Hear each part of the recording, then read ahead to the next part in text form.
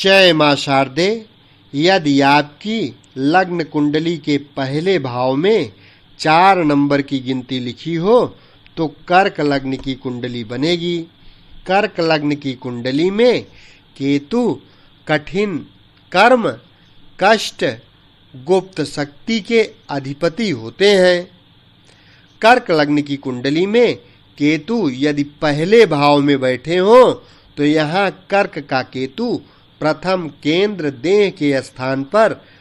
परम शत्रु चंद्रमा की राशि पर बैठा है, तो देह के अंदर कोई खास चोट या घाव का योग प्राप्त करेगा और देह की सुंदरता और सुडौलता में कमी प्राप्त करेगा तथा किसी प्रकार से कोई रोग या चिंता का योग प्राप्त करता रहेगा और कभी चेचक की बीमारी भी रहेगी तथा मन के अधिकारी चंद्रमा की राशि पर बैठा है, इसलिए कुछ गुप्त मानसिक क्लेश के कारण देह में कभी-कभी कोई मृत्यु तुल्य कष्ट का योग प्राप्त करेगा तथा अपनी प्रसिद्धता और प्रभाव के लिए कोई कठिन प्रयत्न गुप्त शक्ति के योग से करेगा। कर्क लग्न की कुंडली में केतु यदि दूसरे भाव में बैठा हो तो यहाँ सिंह का केतु दूसरे धन स्थान में मुख्य शत्रु सूर्य की राशि पर बैठा है, तो धन के कोष में विशेष हानि और संकट प्राप्त करेगा तथा धन के अभाव से बड़ी भारी दिक्कतों का सामना करने की स्थिति प्राप्त करेगा और कुटुंब स्थान में बड़ी कमी और क्लेश प्राप्त करेगा। धन द्वारा कार्य संचालन करने के लिए दूसरों से उधार भी लेना पड़ेगा, किंतु फिर भी धन की व्यवस्था को सुचारू रूप में न कर सकने के कारण कठिन प्रयत्न और दौड़ धूप करने से परेशानी से इज्जत आबरू प्राप्त करेगा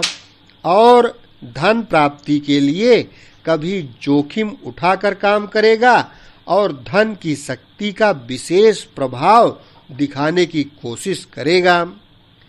कर्क लग्न की कुंडली में केतु यदि तीसरे भाव में बैठा हो तो यहाँ कन्या का केतु तीसरे भाई के स्थान पर मित्र बुध की राशि पर बैठा है, तो भाई के स्थान में परेशानी प्राप्त करेगा, किंतु तीसरे स्थान पर क्रूर ग्रह बलवान हो जाता है, इसलिए हिम्मत और पराक्रम शक्ति की वृद्धि प्राप्त करेगा तथा गुप्त विवेक शक्ति के संबंध में महान परिश्रम करके विशेष सफलता प्राप्त करेगा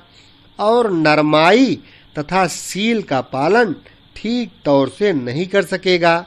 तथा जाहिरा में विशेष हिम्मत शक्ति का प्रदर्शन करने पर भी अंदरूनी तौर से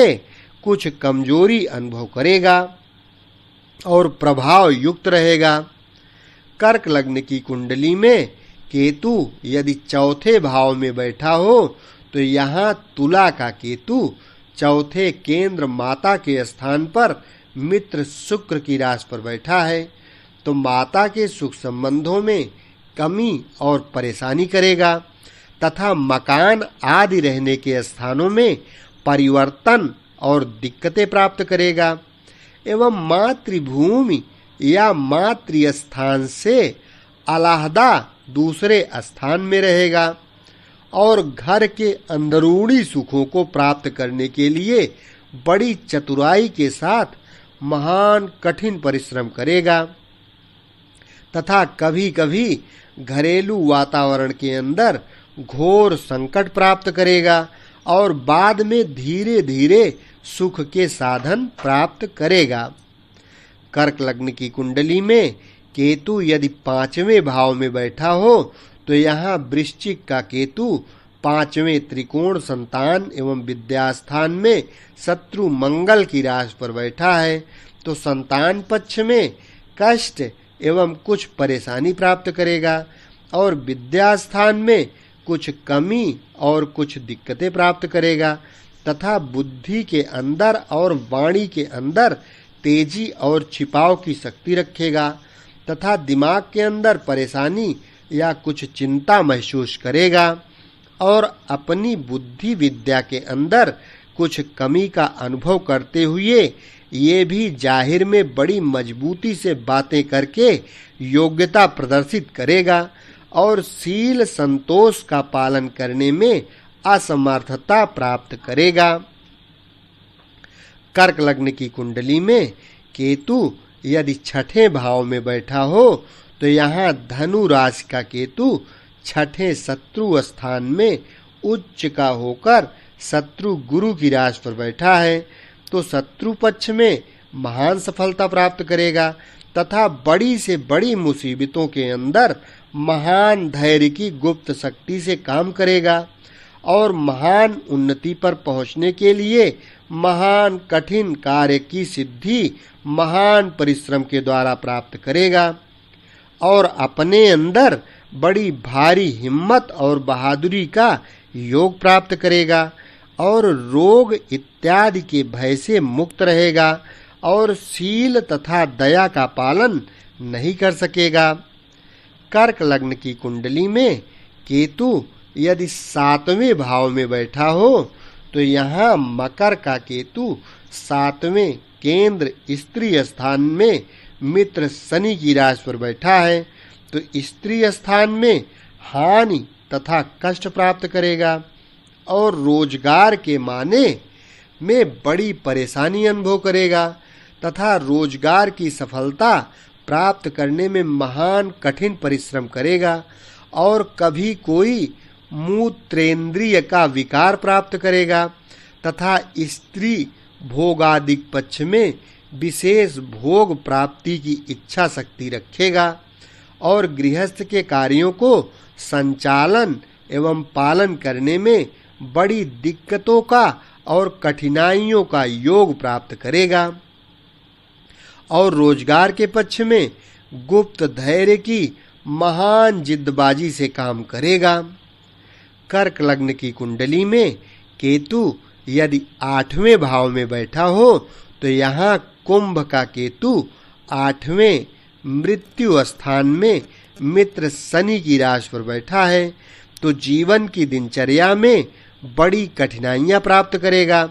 और आयु के स्थान में कई बार मृत्यु तुल्य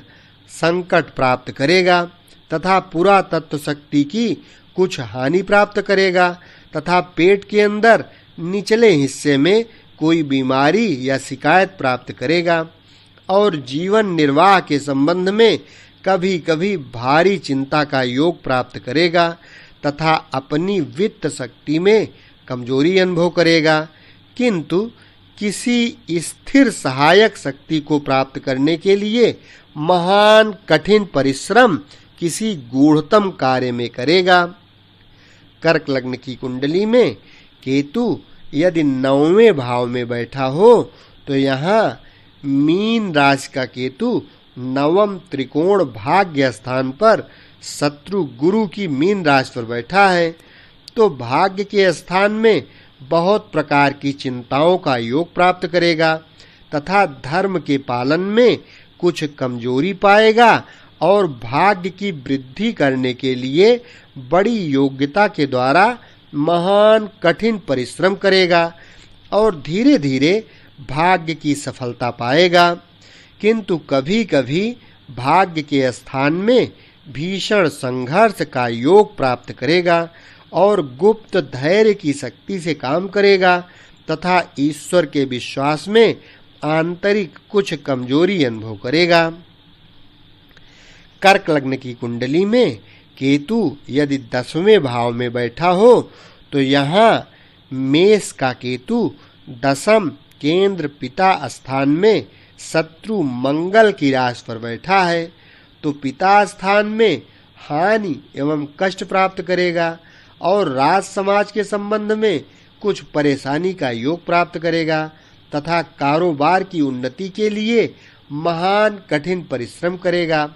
और कभी-कभी मान प्रतिष्ठा स्थान में भारी संकट प्राप्त करेगा तथा गुप्त हिम्मत शक्ति के द्वारा अपनी इज्जत आबरू को ऊंचा उठाने का प्रयत्न करेगा और कठिन कर्म की शक्ति का भरोसा रखेगा। कर्क लग्न की कुंडली में केतु यदि 11वें भाव में बैठा हो तो यहाँ वृषभ का केतु 11वें लाभ स्थान में मित्र शुक्र की राशि पर बैठा है, तो आमदनी के मार्ग में खूब सफलता शक्ति प्राप्त करेगा, क्योंकि 11वें स्थान पर क्रूर ग्रह बलवान हो जाता है। इसलिए अधिक मुनाफा खाने के लिए भारी परिश्रम करेगा। और शुक्र की राशि पर बैठा है, इसलिए बड़ी चतुराई और गुप्त शक्ति के द्वारा आमदनी के स्थान में वृद्धि प्राप्त करेगा, किंतु अपने स्वाभाविक गुणों के कारण आमदनी के मार्ग में परेशानी के योग कभी-कभी प्राप्त करेगा और स्वार्थ युक्त रहेगा। कर्क लग्न की कुंडली में केतु यदि 12वें भाव में बैठा हो तो यहाँ मिथुन का केतु 12वें खर्च स्थान में नीच राशि का होकर मित्र बुध की मिथुन राशि पर बैठा है, तो खर्च के मार्ग में महान संकट उपस्थित करेगा और बाहरी दूसरे स्थानों के संबंध में कष्ट एवं परेशानी प्राप्त करेगा तथा खर्च की संचालन शक्ति को प्राप्त करने के लिए महान कष्ट का साध्य परिश्रम करेगा, किंतु फिर भी खर्च की पूर्ति सुचारू रूप से संतोषजनक नहीं कर सकेगा तथा खर्च के मार्ग में कुछ गुप्त शक्ति के बल से काम निकालेगा, किंतु कभी-कभी खर्च के स्थान में आंतरिक विशेष दुख अनुभव करेगा। इस प्रकार से कर्क लग्न की कुंडली में केतु का 12 भाव में फलादेश कर सकते हैं। यदि वीडियो अच्छा लगा हो तो लाइक करें, कमेंट करें, चैनल सब्सक्राइब कर लें, क्योंकि इस चैनल के माध्यम से संपूर्ण ज्योतिषीय जानकारी आपको मिलती रहेगी और सुनते सुनते निश्चित ही एक दिन आप ज्योतिषी बन जाएंगे। शेष अगले वीडियो में। धन्यवाद।